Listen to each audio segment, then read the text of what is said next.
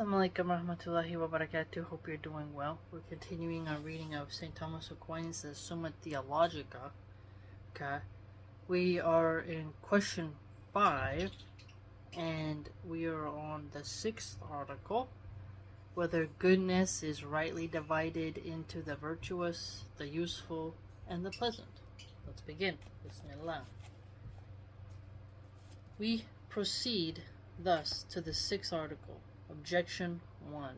It seems that goodness is not rightly divided into the virtuous, the useful, and the pleasant. For goodness is divided by the 10 predicaments, as the Philosopher says, Ethics I, but the virtuous, the useful, and the pleasant can be found under one predicament. Therefore, goodness is not rightly divided by them. So goodness, he contends that goodness is not divided into the virtuous, by the useful or the pleasant. So that would mean that some contend that something is virtuous if it's useful and pleasant. Reminds me of how Machiavelli talked about what virtue is. Objection 2. Further, every division is made by opposites, but these three do not seem to be opposites.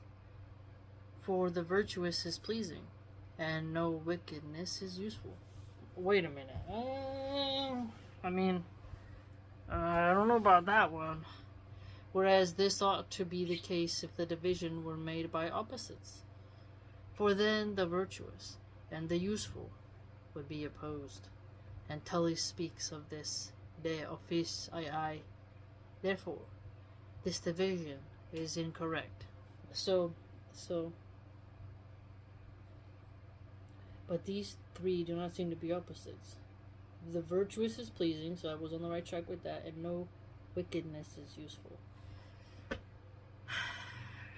Useful to whose end, I think, really matters, because if your end is wanted and you must do wickedness to get it, they feel, well, they're gonna do that. Shaitan uses wickedness to get his ends. Objection 3. Further, where one thing is on account of another, there is only one thing. But the useful is not goodness, except so far as it is pleasing and virtuous. Okay, I was totally... It's fascinating when my train of thought goes along with what he's going to write here. So, goodness, except so far as it is pleasing and virtuous. So, goodness in relation to virtuousness and pleasingness. Can something be good if it's not virtuous? Can something be good if it's not pleasing? I would say cold medicine. It's good to take away my symptoms, but it's not pleasing for taste. The spoonful of sugar helps the medicine go down. Therefore, the useful ought not to be divided against the pleasant and the virtuous. On the contrary, Ambrose makes use of this division of goodness. I answer that. Hold on. Put a line right here. I answer that this division, properly, concerns human goodness. Okay, human goodness. But if we consider the nature of goodness from a higher and more universal point of view, we shall find that this division properly concerns goodness as such. For everything is good so far as it is desirable, and is a term of the movement of the appetite. So, appetite relating to pleasure, remember? Being pleasant. You have an appetite for something when it's pleasant. The term of whose movement can be seen from a consideration of the movement of a natural body. Now, the movement of a natural body is terminated by the end absolutely, and relatively by the means through which it comes to the end, where the movement ceases. So a thing is called a term of the movement, so far as it terminates any part of that movement. So something is called a term of the movement as long as it takes part and terminates of that movement. Now, the ultimate term of movement can be taken in two ways. either as a thing itself towards which it tends, so terminates part of that movement, so towards which it tends, e.g. a place or form, place and form, place, form, or a state of rest in that thing. Thus, in the movement of the appetite, the thing is desired that terminates the movement of the appetite relatively, as a means by which something tends towards another, is called the useful. Okay, so notice this. So, the movement of the appetite, something is going to terminate that desire, because the appetite, it needs to be satiated. And it's going to move towards something pleasing.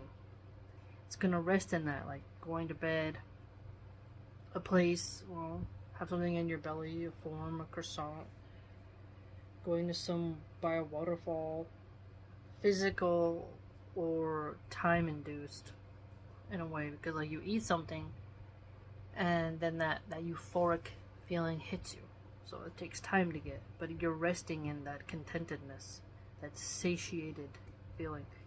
Thus, in the movement of the appetite, the thing desired that terminates the movement of the appetite relatively, as a means by which something tends towards another, is called useful. But that sought after as the last thing absolutely terminating the movement of the appetite, as a thing towards which for its own sake the appetite tends.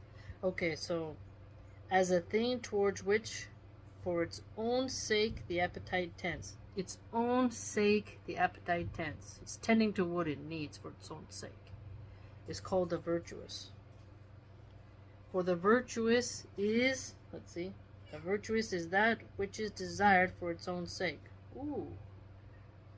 The virtuous is that which is desired for its own sake. For everything is good so far as it is desirable and is a term of the movement of the appetite. Okay, so your appetite wouldn't seek it if it didn't have some form of pleasantness to it. But that which terminates the movement of the appetite in the form of the rest in the thing desired is called the pleasant. Reply objection 1. Goodness, so far as it is identical with being, is divided by the 10 predicaments. But this division belongs to it according to its proper formality. Reply objection 2.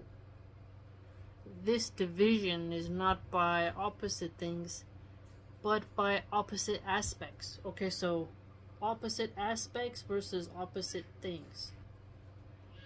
Now, those things are called pleasing which have no other formality under which they are desirable, except the pleasant, being sometimes hurtful and contrary to virtue. So that's kind of what I was thinking of, like, something could be so pleasing, but that ain't gonna make it virtuous. Okay, so notice here, so which have other formality under which they are desirable, except the pleasant. That the pleasant being sometimes hurtful, yes, and contrary to virtue, yes. Intimacy, prime example.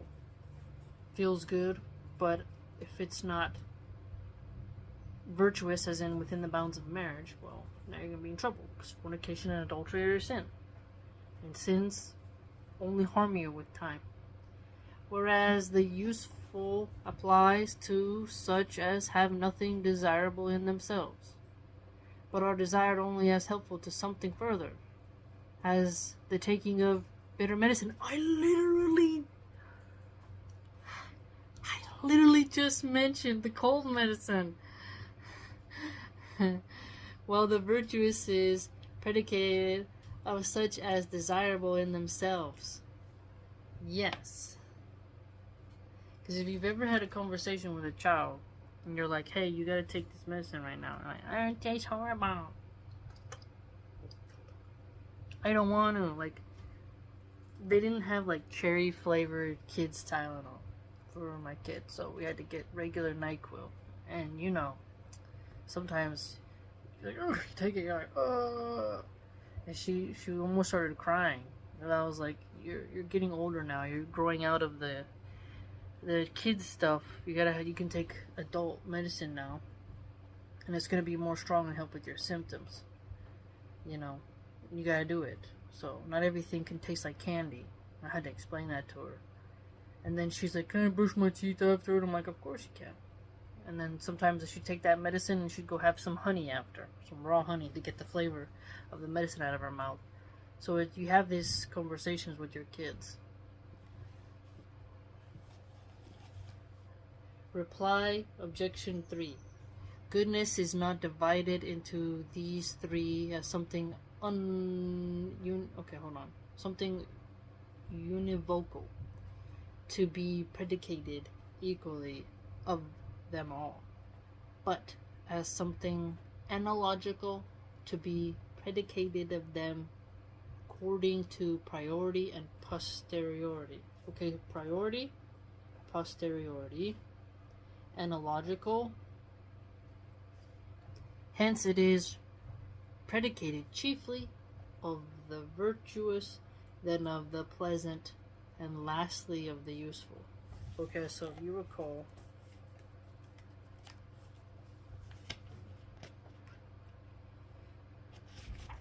so objection 3 was, further, where one thing is on account of another, there is only one thing, but the useful is not goodness, except so far as it is pleasing and virtuous. Therefore, the useful ought not to be divided against the pleasant and the virtuous. So here you see how he said, useful is not goodness, except when it goes and touches into the domain of pleasing. And then he points out that it's really about, how would you put it? Useful is something more important. It's predicated chiefly on the virtuous, then pleasant, then useful. He really shows you that it's not just unequivocal, the discussion of goodness. There's a priority in goodness, and that one is a potent argument.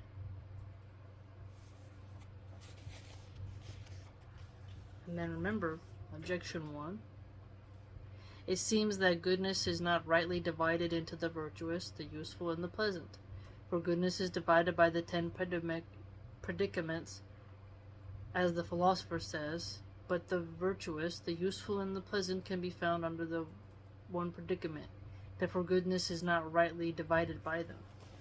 And then he said, goodness, so far as it is identical with being, is divided by the 10 predicaments, but this division belongs to it according to its proper formality.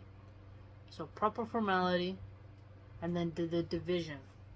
He doesn't go into details here about what that division is, but it's helpful nonetheless. And remember, the 6th article is about whether goodness is rightly divided into the virtuous, the useful, and the pleasant. So goodness's relationship to the useful. Oh, because remember, utilitarianism is like, well, if it's useful, it must be good, and if it's not useful, it must be bad. You know, that's a very simplified version of utilitarianism. And then pleasant, the hedonist, right? The hedonist would be like, if it's pleasurable, it's good. And they are very indulgent people, especially, the fornicators. And then virtuousness related to goodness. Okay? I hope you enjoyed. I do really like their logical and writing style of Aquinas and how he formatted his text. Let me know what you think. The next section is actually that we're going into a new area, which is question 6, the goodness of God, and that's going to have 4 articles. Okay? And that should be quite exciting. And if you'd like to read more about what I write, you can do so by going to www.subscribestar.com/Milahan Archive. Hope to see you there.